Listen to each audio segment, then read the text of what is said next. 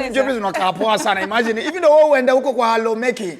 Maze, lazima wajue. Lazima wajue umeingia. Beautiful. Now, let me say first of all, I don't think anyone saw you getting the nomination. Yeah. And we didn't think in our wildest mind, of course, the transition from the music industry with Crystal would actually be into politics.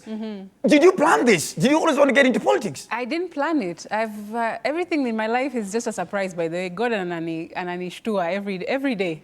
Are you serious? It's not something that I wished for or I dreamt of in life, but I think that what has been constant in my life, Niki Tuya, using my voice. Whether it's using my voice to sing, whether it's using my voice to advocate for people with disability, and now using my voice in Bunge. That is what is the constant that I can see in my life. So how I got the nomination, I'm just active in the party. I used to just be there voting, ODM strong, wale wa ODM. Lazima niseme, but in my party ODM, I've just been a member, but a voting member. So kidogo, what used to tell me, you know, Asige, have you ever thought about entering politics? You should try. The way you talk about disability, you understand the subject, you're an expert. Yani, when you go and do activism, you're very good at doing it and you can speak well. Why don't you think about it? So the first time, mtu ali suggest niingie as woman rep, nikasema, hapana, mimi sifanye hizo vitu, mimi ni msanii maze. But kidogo, they convinced me just to try, and people lobbied for me, and I got the ticket. Okay, when you got the news that you have been nominated as a senator, where were you? I was actually in Manchester, in the UK. Guys. Those are the places. Ian, when we told you are joining GOtv tonight, where were you again? Rongai. Ulikuwa Rongai. Unasikia watu. So, oh my goodness, they called you. Had you relocated there? No. I had gone for a conference. I had gone to speak at a global leadership conference regarding my work in disability. Nilikuwa job, by the way. So niliitwa na wazungu huko for a conference to speak, and then I remember I was sitting at one of the stages huko where I was, the conference, and my phone kept buzzing in my bag. What's happening? Somebody just be patient. And then the person next to me was like, excuse me, can you keep your phone down? You know, ilikuwa inalia yani. So the mzungu next to me was just like, what's happening to this lady? How did you just flip the accents from a British accent all the way to Swahili? So excuse me, your phone is buzzing. Arsenal in Manchester. Which team are you, by the way? Liverpool, maze. Moving on with the interview, Mheshimiwa. So you were in the conference. So at the conference, my phone is buzzing. When I got into a break, I was looking at it, and it was congratulation messages. One of them, by the way, was yours. But they sent congratulations. Oh my God. Last one, you could big up. Yeah. I forgot, my goodness.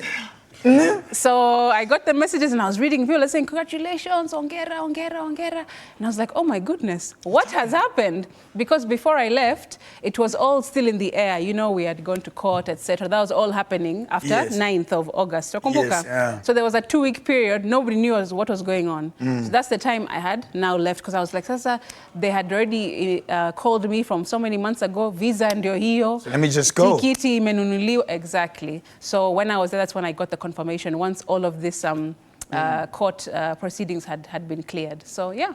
Now let me ask. So far, how have you been able to juggle in between? Of course, now the transition. How have you been able to handle the transition from music into politics? Well, there's no transition. I'm still doing music, by the way. Oh yeah, you just released it, so we shall be talking about it later on. So but the now moving into a new space, right? A space that sijawai ingia, sielewi.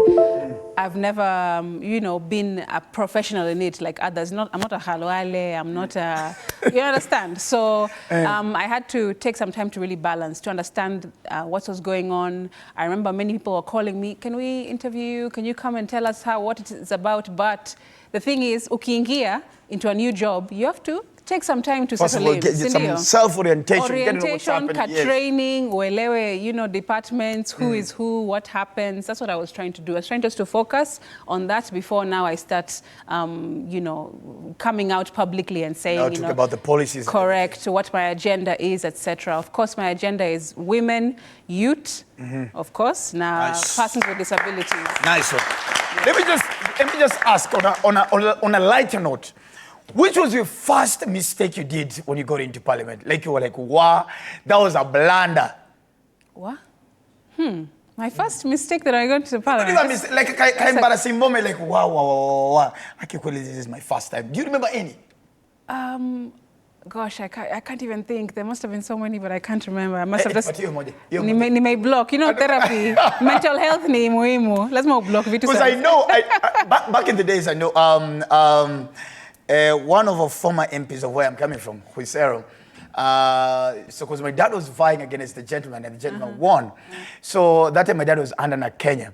So my dad, so Martha Karua calls my dad and tells my dad, hey, Sunday, najua huyu MP wenyu, kitu kwanza amefanya ya kwanza ni ameingia washrooms za wanawake parliament. And it was such, and it went across the whole village. And I thought to myself, when you are a first time lawmaker,